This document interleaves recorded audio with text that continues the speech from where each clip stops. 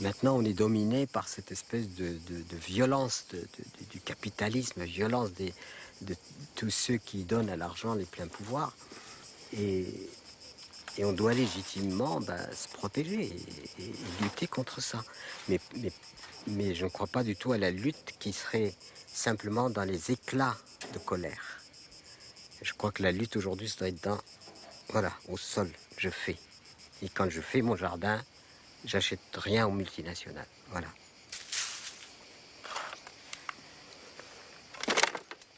Et les gens me disent, mais pourquoi tu continues à te fatiguer à travailler un jardin? Je dis, mais si j'arrête de travailler mon jardin, je meurs. Parce que c'est lui qui me donne sens à ma vie. Et quand je parle au nom de la terre. Je parle pas seulement au nom de Pierre Rabhi. Qu'est-ce que je fais? Je défends la terre. Je suis un petit avocat de la terre. Et en même temps un petit thérapeute. J'apprends aux gens à la soigner. Voilà, c'est des choses toutes simples. Et quand j'apprends à un paysan à soigner la terre, pour moi c'est une victoire. Parce qu'il aura retrouvé son rôle de lui-même de guérisseur de la terre. Il aura trouvé son rôle de résistant et il aura trouvé son rôle de quelqu'un qui, plutôt que de ruiner les générations futures, est en train au contraire de leur transmettre quelque chose qui sera encore meilleur que lui, qu'il ne l'a reçu lui-même.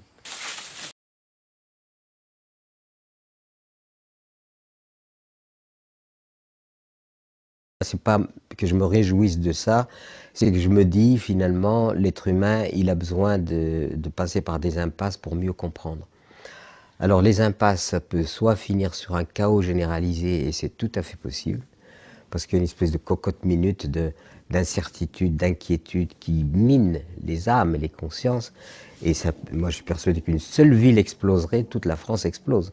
Si nous continuons à nous accrocher à ce modèle de société, c'est le dépôt de bilan planétaire. Parce que les Chinois, tous les pays émergents veulent vivre à la moderne. Et où va-t-on prendre les ressources?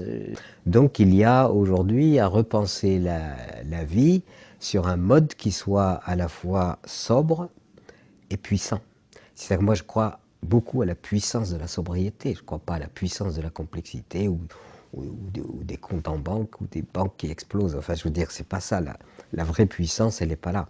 La vraie puissance, elle est dans la capacité d'une communauté humaine à se contenter de peu, mais à produire de la joie. Parce que nous sommes dans une société où on déborde de tout et on est le pays, l'un des pays consommateurs d'anxiolytiques, de tout ce qu'on veut pour réparer finalement les dégâts que produisent la société de la matière.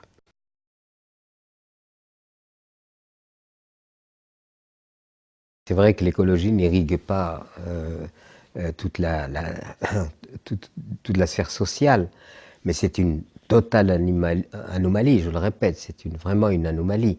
C'est-à-dire que je dirais même que dans l'éducation des enfants, la place du phénomène de la vie, c'est-à-dire de ce qui fait que nous existons, devrait avoir une place déjà dans l'éducation des enfants.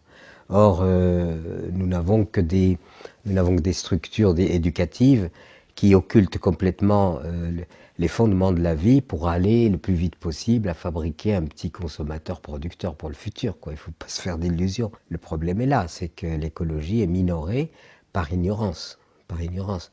Et le problème aujourd'hui, c'est comment faire que l'on prenne conscience de cette problématique gravissime.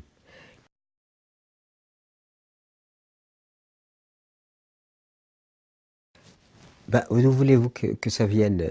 Bien sûr, si on éduquait les enfants dès tout petits au contentement et non pas à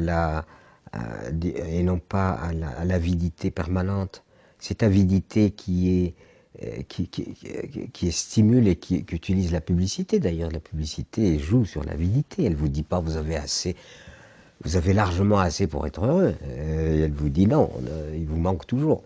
Et alors donc cette civilisation du manque chronique et permanent, sans cesse ressassé, installe les esprits dans effectivement je manque. Mais non, si j'ai à manger, et ça c'est une exigence fondamentale. Tout le monde doit avoir à manger, tout le monde doit se nourrir, tout le monde doit être vêtu, tout le monde doit être abrité. par une maison, un toit, tout le monde doit être soigné ou se soigner. Ça, c'est ce que une civilisation digne de ce nom devrait résoudre pour tout le monde. Voilà. Ça, si je n'ai pas tout cela, aucun bonheur n'est possible. Donc une fois qu'on a résolu ça, eh ben, vivons.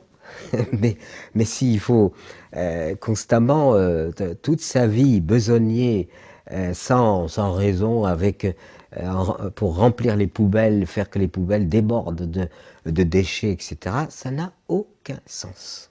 Aucun sens. Par contre, il y a à résoudre le problème de ceux qui manquent. Les gens qui sont faim dans le monde, ça manque. Il faut aider et mettre en place des programmes pour que les gens puissent se nourrir et avoir les biens partout. Il y a 1 milliard de gens, dont des enfants innocents, naissent pour mourir, naissent pour agoniser. Et quelquefois, on souhaite presque qu'ils meurent très vite, parce qu'ils agonisent de famine, tout doucement, de souffrance, etc. Pendant ce temps-là, on n'hésite pas à mettre des milliards dans les armements pour apprendre à détruire, et pour se détruire mutuellement, et pour détruire cette magnifique planète. Nous sommes une espèce de planète psychiatrique. Le seul intérêt que nous ayons aujourd'hui, c'est de comprendre que nous n'avons qu'une seule planète, qu'elle est magnifique, qu'elle nous offre tout pour gébuler, qu'elle est belle, qu'il y a des océans, qu'il y a des mers, qu'il y a des montagnes, qu'il y a des forêts, c'est une splendeur, et que si nous étions intelligents, ben on prendrait soin de tout ça.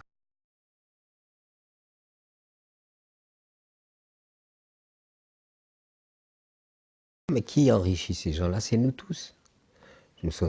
Ces gens-là, ils sont enrichis, ils ne sont pas enrichis comme ça. Ils sont enrichis parce qu'ils vendent des choses et que les gens insatiables achètent de plus en plus.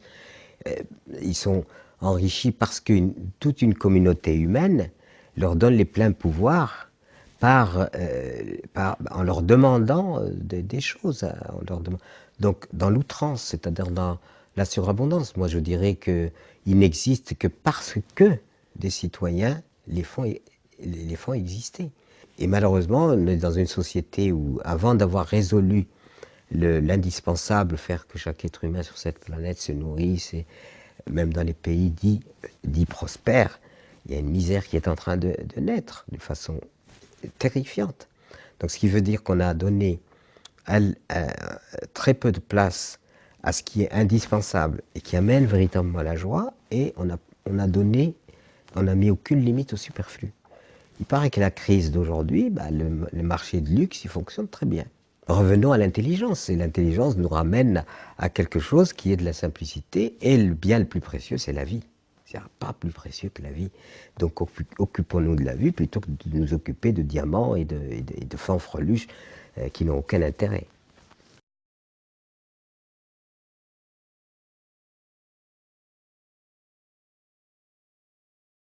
Admettons qu'on aille jusqu'à l'extrême. Un jour, un groupuscule humain hyper riche va posséder la planète. Et les enfants qui arriveront seront des locataires. On leur dira, tu dois payer ton droit d'exister. Et c'est stupide. C'est là où il y a quelque chose de navrant, et vraiment, je ne sais pas comment appeler ça, tellement c'est laid. C'est une laideur infinie que d'avoir, parce que j'ai de l'argent, j'ai le droit sur tout. Non, l'argent ne doit pas donner le droit sur tout. Et c'est là où la politique doit réguler. Mais la politique, comme elle est en accointance avec les gagnants d'argent, comment voulez-vous que ça fonctionne? Puisque eux, ils sont là pour finalement maintenir cette illégalité criante, humaine, criante, pour la maintenir en vie.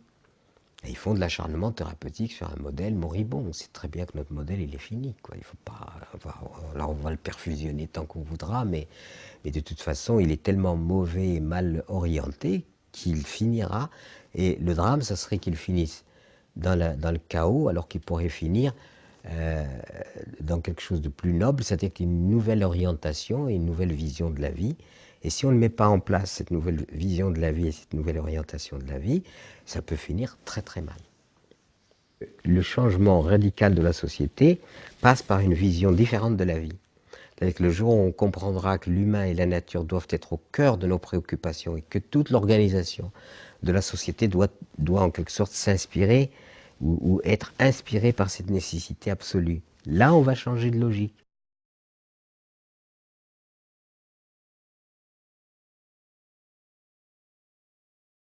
Tu ne pouvais pas un monstre pareil le changer du jour au lendemain. J'ai pas du tout ça serait complètement irréaliste de croire que ça peut changer comme ça par un coup de baguette magique. Non, ce que je reproche, c'est qu'on ne se mette pas sur la voie du changement. C'est-à-dire que on continue à croire que notre modèle de société va encore perdurer. Ça n'est pas vrai. Et ce qui serait intéressant et intelligent, c'est de dire, voilà, ce modèle-là, il est fini. On ne peut pas. Il est destructeur. Si tout le monde se met, les Chinois, tout le monde se met, la planète ne va pas pouvoir répondre. Donc ce que je voudrais, c'est qu'on comprenne que ce modèle est fini et qu'il faut aujourd'hui aller vers autre chose. Ce que fait la société civile, parce que quand on a proposé, nous tous candidats, j'ai écrit un petit livret qui s'appelle Éloge des génies créateurs de la société civile. Parce que partout, vous voyez, c'est ça qui donne l'espoir, c'est que partout, des gens essayent de faire autrement. On peut dire que la société civile est le laboratoire dans lequel est en train de s'élaborer le futur. Ça, oui. Et bien ça, un État intelligent devrait encourager ça.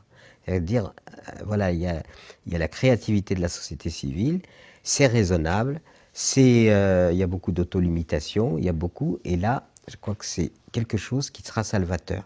Si on ne fait pas ça, ça se passera sous la forme d'explosion sociale. C'est, à mon avis, presque inévitable.